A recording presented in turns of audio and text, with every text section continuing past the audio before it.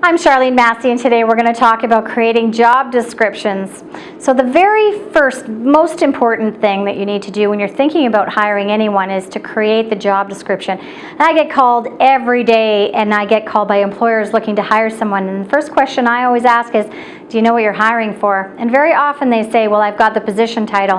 And I say, well, that's not enough. We need to create the job description and go from there. If you don't know what you're hiring for, you're not going to hire correctly. So sit down and take the time to write the job description. It doesn't have to be more than 1 or 2 pages, that's okay, but at least take the time to know what you're hiring for. The next thing you want to do is you want to write the objective. Know what the objective of the job is. So you want to think about what the expectations are and the accountabilities for the position. Those are really important because you're setting those expectations out at the front of the relationship with your new potential hire. You need to know what that is.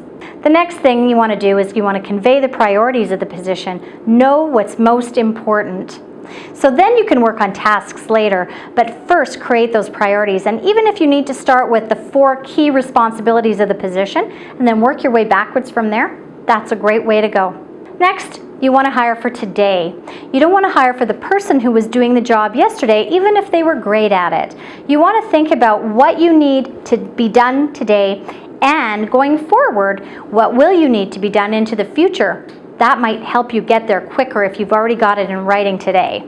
And remember, it's a moving document. So that job description is a flexible document. It needs to be not binding. Instead, it needs to be open-ended. It needs to be constantly moving and changing, and it needs to have some room in there for the person who you hire to be able to assist their team members in their job descriptions and vice versa.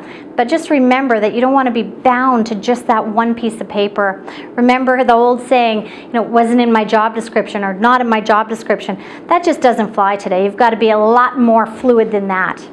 You can always reach me at aboutstaffing.com, and next time I'm going to talk to you about the 13 tips on interviews.